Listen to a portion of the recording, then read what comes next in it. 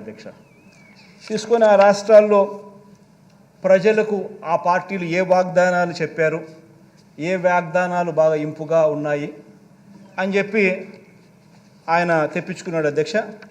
అందులో నుంచి ఒక 6 డజన్ తీసుకున్న అధ్యక్ష.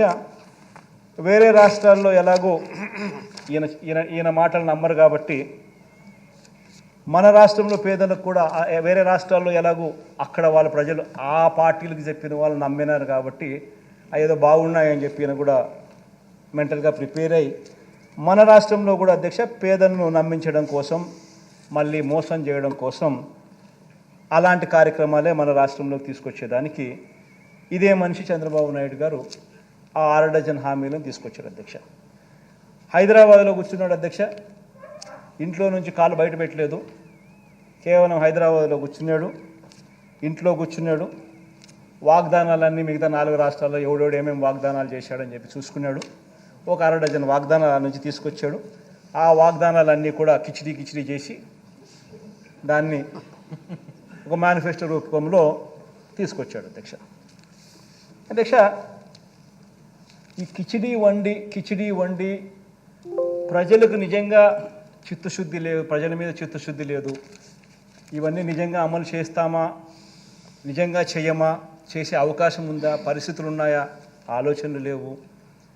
కేవలం మోసం చేయడానికి ఏది చెప్పాలా, ఏది చెప్తే ప్రజలను ఈజీగా నమ్మించగలుగుతాం అనే ఒక్క దిక్కుమాలిన ఆలోచనలతో అడుగులు ముందుకు పడతా ఉన్నాయి అధ్యక్ష.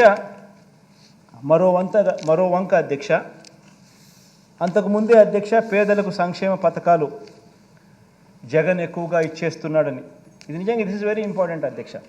ఎందుకనంటే ఈ మాదిరిగా తను కిచిడి తయారు చేసేటప్పుడు మరో వంక ఒకసారి గమనించినట్టయితే అంతకుముందే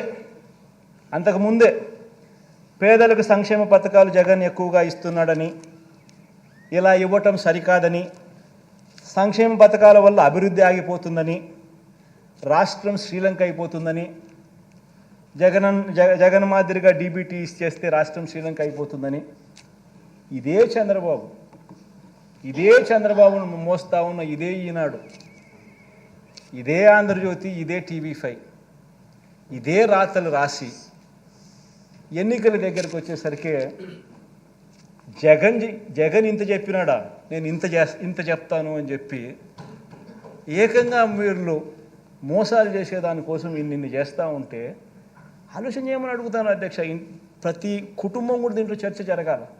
అంటే వీళ్ళకి సిన్సియారిటీ ఎక్కడుంది, వీళ్ళకి చిత్తశుద్ధి ఎక్కడుంది, వీళ్ళకి నిజాయితీ ఎక్కడుంది, ఏదన్నా ఒకటి చెప్తే చేస్తారా అని ప్రజలు నమ్మడానికి వీళ్ళలో ఎక్కడ ఉంది నిబద్ధత అని చెప్పి ప్రతి ఒక్కరు కూడా ఆలోచన చేయాలి అధ్యక్ష. వీళ్ళు ఏ ఒక్కరూ కూడా అధ్యక్ష అధికారం అన్నది కేవలం ప్రజలకు మంచి చేయడం కోసం వీళ్ళు ఉపయోగపెట్టుకునే దానికోసం రావడం లేదు అధ్యక్ష అధికారంలోకి. వీళ్ళకి అధికారం ఎందుకు కావాలి అని అంటే ప్రజలను మోసం చేయడానికి, వీళ్ళు దోచుకొని పంచుకునే దానికోసం మాత్రమే అధికారం వీళ్ళకి కావాలి అధ్యక్ష. చంద్రబాబు నాయుడు గారు ఏం హిస్టరీ అయినా గమనించినా కూడా అదే కనిపిస్తుంది అధ్యక్ష.